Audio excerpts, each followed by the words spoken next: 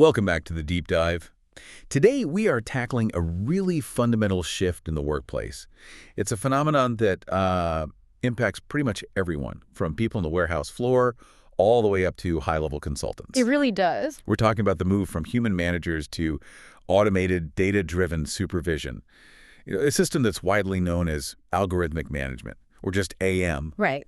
And you might already be interacting with this. It could be a scheduling app that tells you when you can take a break, a GPS tracker on your delivery route, or even an AI that pre-sorts your resume before a human ever sees it. It's basically the new boss. And that reality is exactly why this deep dive is so critical right now. This is not some, theoretical debate just about maximizing efficiency. No. We're looking at the fundamental nature of work itself. We're talking employee autonomy, psychological well-being, and just basic workplace rights. The speed at which these systems are being deployed, it's creating a huge tension. A tension Between, on one hand, this really aggressive business innovation and the push for efficiency gains, and on the other, the social and psychological consequences for the workers who actually make those businesses run. So understanding how governments and companies are trying to regulate this, it's key to being informed today. Absolutely. So our mission today is to give you our goal here is to take all this complex, sometimes conflicting material. Yeah. The data on harm, the psychological paths to better design, and the big regulatory frameworks, and synthesize it into a clear story. Right. We want you to walk away not just knowing what algorithmic management is, but really why global legislative bodies are so focused on governing it right now. Okay, let's unpack this. We have to start with a precise definition. What are the core mechanisms of algorithmic management, and I guess, where is it actually being used? Okay, so at its most basic, algorithmic management, AM, is the use of software algorithms and data processing to automate functions that human managers traditionally carried out. Like scheduling, task assignment? Exactly. Scheduling, task assignment, performance monitoring, even making disciplinary recommendations, all that stuff. When I first started hearing about this, it was almost always in the context of the gig economy. Companies like Uber or Deliveroo. Exactly. The origins of AM, at least in terms of research, are so deeply rooted in platform work. And the reason is structural. In the gig economy, the entire business model is mediated by a digital platform. The app is the manager. The app is the manager, data collection, pricing algorithms, matching workers to customers, payments. It's all central to how they function. But the critical thing and what the new research shows is that it hasn't stayed there, has it? Not at all. And that is maybe the most alarming finding from that JRC report from the European Commission. It shows this expanding reach of AM far, far beyond the gig economy and into really conventional employment settings. It's a systemic change. So give us the scope. Beyond platform work, where is this algorithmic boss showing up? The research highlights heavy use in the obvious places, heavily monitored environments, so warehousing, retail, manufacturing. But it's also pervasive in back office functions like marketing, consultancy, and banking. Oh, so in what form? Usually in the form of productivity trackers or communication monitoring tools. Even hotels and call centers are using AM for, say, dynamic scheduling and performance assessment based on customer interactions. Okay, so those are high-volume, data-rich environments. It makes a certain kind of sense. Yeah. But what about professional sectors? I mean, the critique was always that this tech is moving into cognitive work, which is much harder to measure. And that's where the trend gets truly fascinating. The report specifically notes AM practices impacting highly skilled professional workers. We're talking journalists being assessed on article engagement metrics, lawyers whose billing and efficiency are tracked by algorithms, even police forces using predictive tools for deployment and performance monitoring. Wow. Yeah. So if you're a professional listening to this, you have to understand AM is not just for low-skill, high-turnover logistics jobs anymore. It is permeating sophisticated knowledge work because the basic principle is just automating decisions based on data you can quantify. And that expanding reach is really the foundation of the problem. So if it's showing up everywhere, let's break down its function. The literature points to three core categories, right? The three pillars of control. That's right. These pillars enable the automatic direction, evaluation, and discipline of workers. Let's start with direction. So algorithmic direction is the planning function. It automates the core job of deciding what needs to be done, in what specific order, and within what time frame. So automatic task assignments, dynamic schedules. Exactly. And a key consequence noted in the JRC research is that automating this layer of management significantly reduces the need for low-level human supervisors. An algorithm can effectively oversee and coordinate thousands of workers globally. It achieves a scale that no human hierarchy ever could. Which is a massive business incentive. Yeah. You can manage a huge distributed workforce incredibly cheaply, but that efficiency comes at a cost. What about evaluation? This is where the monitoring really kicks in. Right. Evaluation moves beyond, say, the static quarterly review and becomes continuous and real-time. It's a 247 data stream. So we're talking about performance metrics from all kinds of inputs. All kinds. It goes way beyond simple output. It includes customer satisfaction ratings, behavioral metrics like how long you were idle, how fast you moved through a warehouse, and in some really sophisticated and often controversial cases, even emotional and biological metrics from tracking devices or camera analysis. And the sources mentioned this starts even before you get the job. Precisely. The algorithmic evaluation begins right at the hiring pipeline with predictive analytics. These systems sort candidates based on digitized work history, background checks, automated personality tests, The initial screening. the initial screening, and it sets the stage for continuous surveillance once you're hired. For current workers, the system can flag performance issues to a human manager instantly, or in more automated systems, automatically restrict your access to future work or better shifts based on your score. Which brings us to the third pillar, algorithmic discipline, the punitive side. Right. So while full automated termination is still relatively uncommon in conventional jobs outside of platform work, Where account deactivation is a huge issue. a huge issue. But even in regular jobs, the disciplinary function is heavily augmented by these metrics. The human manager's role just shifts. In that Amazon UK warehouse study, management's job becomes executing decisions based on data analytics.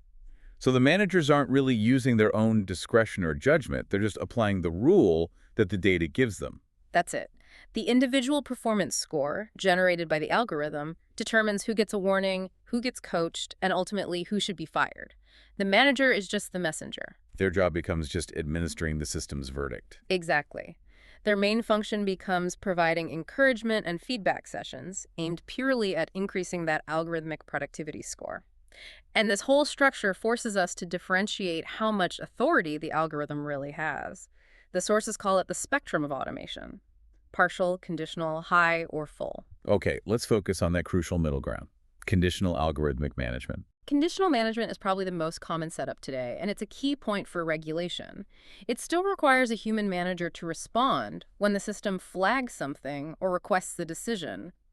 But crucially, in a conditional system, that human manager is supposed to have the ability to ignore or overrule the system. If they think the algorithm got it wrong, Exactly. If they believe the algorithm failed or lacked context or just didn't function optimally. I can see why that human override is so important. When would an algorithm most likely fail or lack context in the real world? Oh, think about any unexpected real-world variable. A sudden huge traffic jam, a severe weather event, a supply chain failure, or even a complex interpersonal conflict on the warehouse floor that needs situational judgment, not just data. The algorithm might flag a driver for being behind schedule, but the human manager, using that conditional override, can see the external reason. A massive accident blocked the highway and adjust the score. If the organization doesn't empower the human with that override authority, they've basically moved to high or full automation. They've handed all responsibility to the opaque system. And here's where it gets really interesting. We've established these systems are automating direction, real-time evaluation, and discipline, often without that human override. But what does this level of, highly optimized, often opaque automation actually do to the people being managed? Let's look at the psychological costs. The initial data is, well, it's unequivocal. Algorithmic management leads to a profound erosion of traditional job quality, and it's primarily through the systematic loss of autonomy and skill variety. To understand that, we have to go back to that foundational job design research. The Hackman and Oldham work from '76. Exactly. That was the seminal work that established that two things: autonomy, so control over your tasks, and skill variety, using a range of your abilities, are major non-negotiable drivers of job satisfaction and intrinsic motivation. And algorithmic management is often designed to systematically strip those away. Precisely. To strip them away in the name of standardized efficiency. Because if the algorithm tells you the most efficient sequence of tasks down to the second, you lose the ability to use your own professional judgment. You do. Workers report this intense frustration when algorithms micromanage every single task. Take the delivery driver example again. These are professionals navigating complex cities. They know the shortcuts, the peak traffic times, the local conditions, Of course. but the algorithmic routing system forces them onto a rigid, pre-programmed path. It just disregards their professional judgment. The driver is reduced to, well, an automated conduit, simply executing the system's commands, and this actively undermines their sense of competence and autonomy. So that lack of control turns a skilled job into just rote execution. And the sources suggest this contributes to a bigger structural problem in employment. It absolutely does. This highly controlled environment helps accelerate and expand what we call precarious and fissured employment relationships. Fissured employment.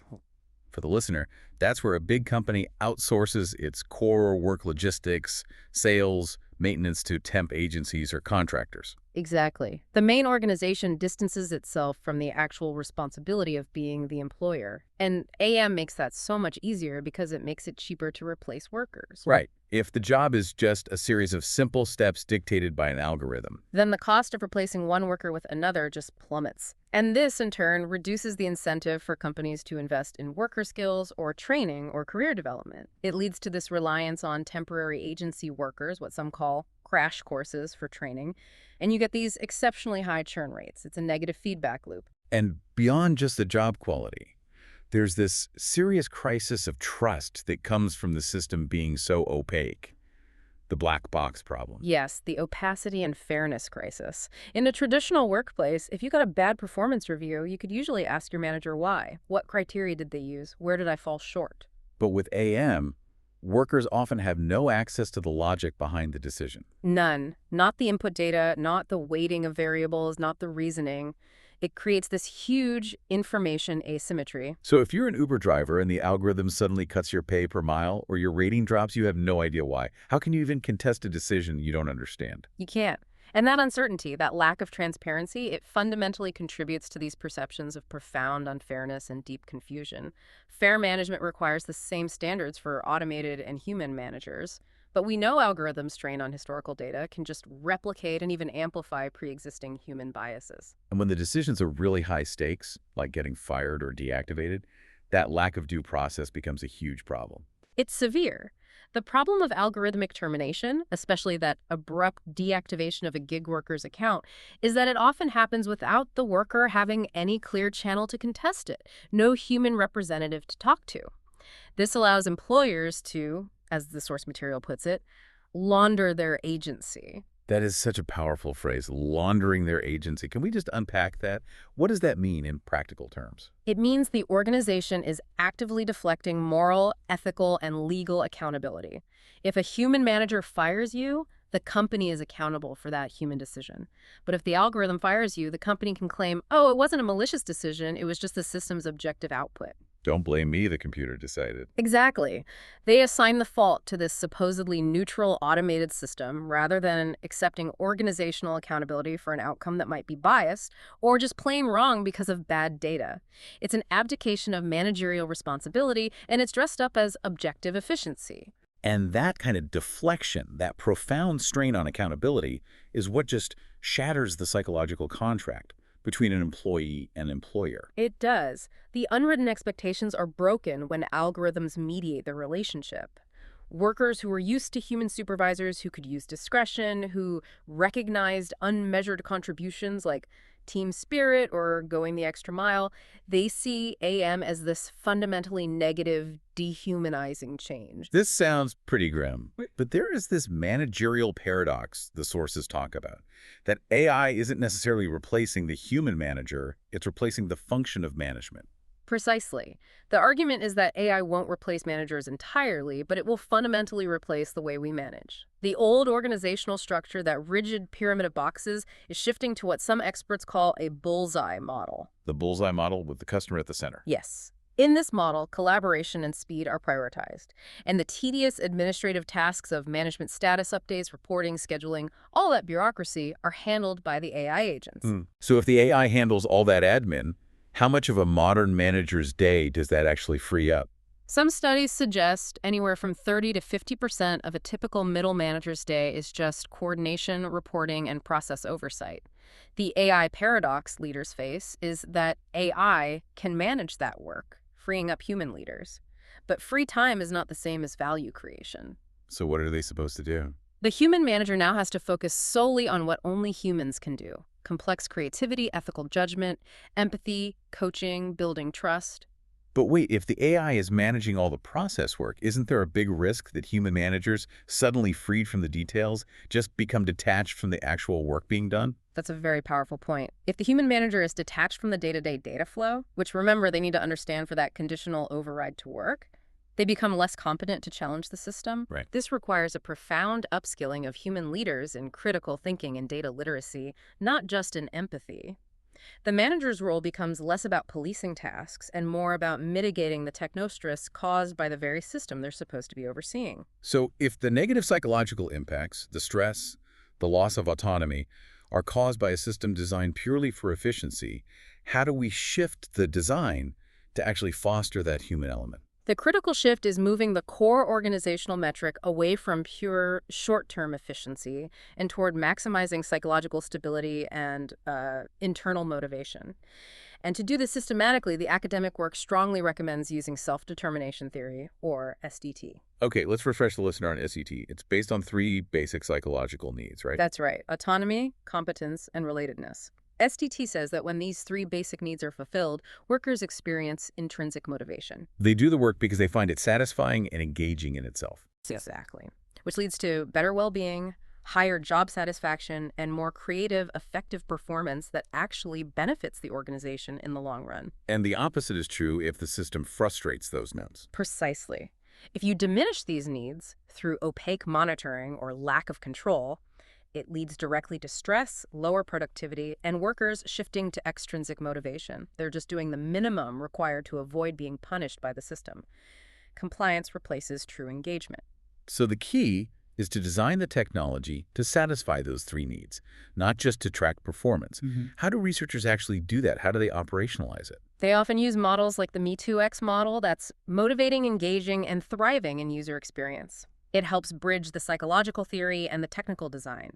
Me2X applies SDT across 6 different spheres of experience: Appears like. the interface, the task, behavior, life, culture, and the organization. Can you give an example of how those spheres interact? Because it sounds a bit abstract. Sure, a system might be really well designed in the interface sphere, say the software is easy to use and intuitive, which fosters competence. But if that same system frustrates the worker in the life sphere by creating unpredictable schedules that destroy their work-life balance, the overall outcome is still going to be negative well-being and high turnover. You have to assess the impact holistically. And this brings us from theory to concrete, worker-driven design. The sources detailed a really fascinating retail case study where they used participatory methods to redesign these AM systems. This is where we see it in practice. Researchers used methods like co-design sessions involving workers directly in developing solutions. Historically, monitoring systems are just notorious for lowering well-being. They force workers to work with the data instead of focusing on the customer. Right. But the findings here suggest monitoring can actually foster autonomy and competence, but only if 4 specific guidelines are met. Okay, what were those 4 guidelines from the retail workers? First, transparency. The system has to be crystal clear about what it monitors and, crucially, why. Workers want the data to feel relevant, not punitive. Second, accessibility. The system must provide the monitored data about customers, products, whatever, in an easy-to-use, understandable format. So the data becomes a resource they can use to do better, not just a score they're trying to gain. Exactly. The third point was maybe the most critical. The design guidelines argued strongly against ranking workers against each other. Why? Because ranking fosters this extrinsic, competitive, and often toxic motivation. It damages relatedness and just ramps up stress. And fourth, the system has to include the ability for workers to opt out of certain monitoring features. That preservation of choice is essential for autonomy. That is a radical shift. Okay. What about task management and performance feedback in these designs? For task management, workers wanted intelligent task alerts. This means the system provides guidance, but it doesn't interrupt or override their professional judgment. The alert shouldn't disturb a customer interaction or force an immediate task change. And the feedback mechanism has to be balanced. Yes. While clear, Precise metrics can provide role clarity, irrelevant metrics just cause confusion, and the workers were really strong on this point. Feedback should be balanced, provided by real managers in addition to the system. This preserves that feeling of relatedness and counters the isolation you feel when a machine is your only manager. It even extended to the physical design of the tech itself. Oh, the hardware matters immensely. The technology should be small, glanceable, and easy to take off. If a wearable device feels restrictive or hard to manage, it actively frustrates your sense of autonomy. If it's designed to be glanceable and informative, it helps you feel confident. This all ties into the idea of reciprocal algorithmic benefits, using AI to actively serve the worker, not just the company. This is the most compelling example of that. The healthcare staffing case study is perfect. The study showed that nurses universally want three things in their schedule: flexibility, stability, and consistent days off. Unpredictable schedules lead directly to work-family conflict and burnout. So how does an AI take those very human preferences and integrate them into a system that still has to meet minimum staffing levels for patient safety? Researchers are designing these sophisticated AI scheduling systems using advanced optimization algorithms. The systems have multiple, often conflicting objectives. Objective 1 is the hospital safety goal: meet minimum staffing levels. Right. Ensure there are enough nurses on the floor. Exactly. But Objective 2 is the worker preference goal: maximize the fulfillment of individual requests for certain shifts or days off. That sounds like a zero-sum game sometimes. If one nurse gets their preferred Friday off, someone else has to take an unpopular shift. And that's the trade-off the algorithm manages. The system heavily penalizes any solution that fails to meet the safety standard. But it also applies a penalty, a lower score, to solutions that ignore employee preferences. By giving preferences a real weight in the optimization, the system finds a solution that optimizes for both the safety imperative and the worker's well-being. It's using AI to augment human quality of life. A powerful example. But of course, better design is only one piece of the puzzle. You need rules to enforce this kind of balanced design and ensure fairness. And that brings us to the major regulatory wave that's sweeping globally, led most forcefully by the European Union. One source calls this the digital double whammy. The digital double whammy, what is that? It's two massive legislative acts working together: the EU AI Act and the Platform Work Directive, or PWD. Let's start with the EU AI Act. This is historic, right? The world's first comprehensive, legally binding framework for AI governance. It is, and it's a game changer. The AI Act, adopted in 2024, creates a tiered system based on risk. It focuses primarily on high-risk AI systems, where failure or bias could have severe, irreversible consequences for people. This is the crucial part for our listeners. Which systems, in the workplace and in society, are designated as high risk under this act? The list is extensive. In critical infrastructure, it's AI components in transport systems. In education, it's AI that determines access to careers, like automated exam scoring. For consumers, it includes things like credit scoring systems that can deny you a loan. And specifically in the employment context. The Act explicitly designates systems used for managing workers as high risk. This includes CV sorting software for recruitment because it determines opportunity, and any tools that continuously evaluate employee performance, set tasks, or inform disciplinary action. All these systems are subject to really stringent requirements. The Act also covers intrusive technologies, like biometric identification. Yes, it covers things like remote biometric ID, emotion recognition. For example, an AI system used by law enforcement to retroactively identify a shoplifter from CCTV footage is considered high risk. The implication is clear. If an AI system affects your job, your access to services, or your liberty, the EU is demanding accountability. So the AI Act is the framework for the technology itself. And the Platform Work Directive, the other half of this double whammy, that targets the management practices of the gig economy. Exactly. The PWD specifically regulates the algorithmic management systems used by digital platforms. It focuses on two main pillars: clarifying employment status and enforcing transparency and human oversight. Let's talk about employment status. The PWD introduces a rebuttable presumption of an employment relationship. What is the significance of that phrase? It's a monumental shift. Historically, the burden of proof was always on the worker to prove they were an employee. The PWD flips that.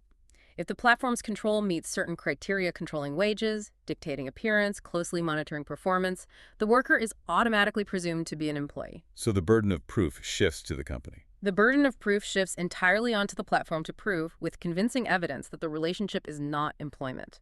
This is crucial for securing basic labor rights like minimum wage and paid leave for gig workers. And on the management side, what does the PWD mandate for transparency? It mandates complete transparency about how the algorithms work, what data they use, and how they influence automated decisions. This directly attacks that opacity crisis we talked about. And crucially, the PWD enforces human oversight and due process. Workers get the explicit right to challenge automated decisions and demand a human review. This directly counters that laundering of agency problem. It does, and that's intentional. Companies have to designate a human contact to explain decisions and must provide a written statement of reasons for terminating or suspending a worker's account. It's legislating for psychological well-being. That's an incredibly comprehensive framework from Europe. What's the parallel regulatory response looking like in the United States? The U.S. approach tends to be using existing labor and civil rights laws, but applying them really rigorously to this new tech.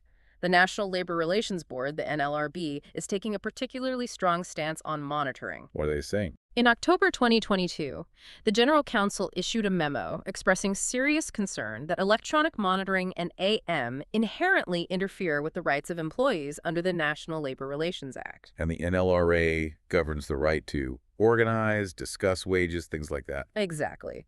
The memo advocates that the NLRB should adopt a presumption of illegality for employer use of these technologies, where that use has a tendency to interfere with NLRA rights. A presumption of illegality. That's a huge shift from a presumption of innocence for business practices. It shifts the landscape dramatically. If the NLRB adopts this, the employer can't just assume their monitoring is legal. They would have to proactively prove that their surveillance system, whether it's tracking keystrokes or productivity, does not inhibit or interfere with workers' protected activities, like having a private conversation about unionizing. The burden of proof moves to the employer. And this is being reinforced from the top. It is. An executive order from October 2023 tasked the Department of Labor to issue a rule clarifying the protected activity implications of AI surveillance. And other major agencies, the CFPB, DOJ, EEOC, FTC, have all issued statements making it clear that existing anti-discrimination laws apply just as much to automated systems. So this is a huge top-down push for corporate accountability. But for an organization implementing these systems today, what specific internal governance capabilities do they need to build to meet these new standards? They need to build enduring, proactive structures. The sources suggest several critical things. First, a structured impact assessment is required before any high-risk system is deployed. You have to examine the potential effects on worker autonomy, fairness, and well-being before you go live. So prevent the problem, don't wait for the lawsuit. Exactly. Second, tying back to conditional AM, there has to be clear override authority for human roles. Organizations must explicitly empower specific, trained people to counteract algorithmic decisions that conflict with company values or fairness. Which addresses that competency issue we raised earlier. It does. Third, organizations need to mandate regular fairness auditing. This means doing statistical reviews to check if the algorithmic outcomes, hiring rates, performance scores differ systematically across demographics like race or gender. It's the only way to catch embedded bias. And finally, vendor accountability seems critical. A lot of these platforms are licensed from third parties. Essential. Your contract with the vendor has to explicitly require explainability and auditing access. The organization can't let itself be stuck with a proprietary black box that prevents it from being transparent with its workers and regulators. If you can't explain why the AI made a decision, you can't comply with these new laws. So when we step back, what does this all mean for the modern workplace? I think the core tension we've explored is deep and persistent. It's this battle between maximizing corporate efficiency through automation. Through that algorithmic direction, evaluation, and discipline. And on the other side, preserving fundamental human needs: autonomy, competence, fairness, and safety. Right. And we've seen the really negative consequences of that efficiency-first design. The erosion of job quality, the creation of technostress, that managerial paradox where leaders are supposed to be empathetic coaches, but are forced to just execute rigid data decisions. But crucially, we've also seen the rise of specific, actionable solutions.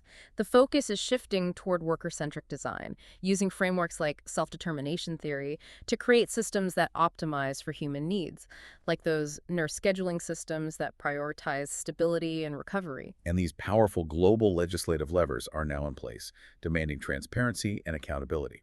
From the EU AI Act defining high-risk employment systems to the NLRB's push for a presumption of illegality for surveillance in the U.S.